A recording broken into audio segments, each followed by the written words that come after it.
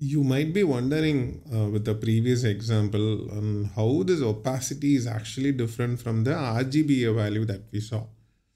We'll look at it now. I'm going to keep the opacity as 1 now. So you see the text and the background color of the child div. So you have a parent div which has a background color of red, and inside that is a child div. So parent div is a container of child div. So the child div background color is aqua, typically a form of blue. So when I do opacity 1, you see the content pretty much. So there's no transparency here. Now when I do when I change the transparency value, okay, let me put this to 2. You see the whole element is being transformed. So the transparency effect happens on the whole element. Now, I believe you understand this part. Now I'll just comment this out.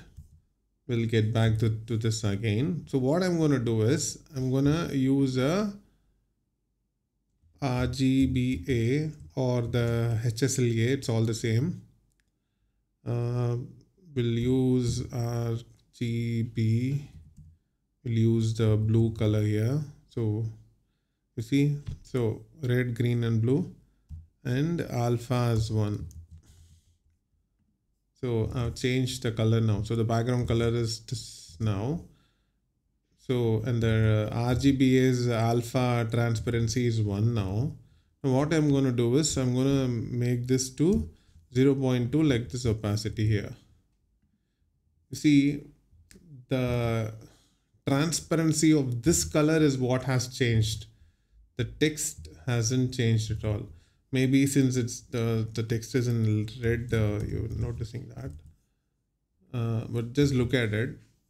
When I do when I just use a RGBA alpha transparency, only the color, the blue color has changed to its transparency has changed.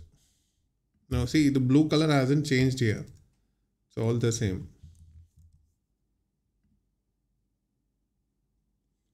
Okay. Yeah, and I'll try to keep this 0 now. If I keep the 0 now, the blue color, the background color's transparency has gone. So when it is gone, whatever container is in the background, that color is what you see. So this is a parent, inside that is a child. So in the container's color is red. So red is what you see here. Looks like it also changes here with the transparency. So if we keep 1, the color is back to its form. But if I make it like 0.2, what you see is a little, I mean, not little, a huge transparency. That is why this red and a light shade of blue is mixed to this maroon color. But if you make this 0, you see the whole thing. But the content itself has not become transparent. The content is all the same. The content stays the same.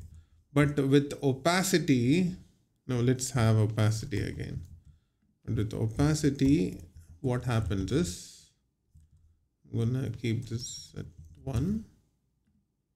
So it's the blue and opacity is 1. But if I make this 0.2, the text also gets transparent. It goes off. And I make it 0, it's completely gone. So the difference between opacity and the alpha value is opacity will completely transform the element, the whole element, into transparency mode. So it will make the whole element, even the text and all the content. So the whole element will try to become transparent. And when you use alpha values, only the color becomes transparent. I'd like to show you something else here. You see, even the border is gone because border is part of the element, right? Remember, I used to say that margin is not part of the element. So, I mean, even though it moves space from its container, margin is not part of that element and it has no control over it. So even the border becomes transparent when you use opacity. So the whole element changes now. But let's try to change the alpha value. It has no effect on the border. So opacity makes the whole element, including the border, padding, and everything, even the content, it creates that transparent effect. But alpha, it pretty much makes the transparent effect on the color alone.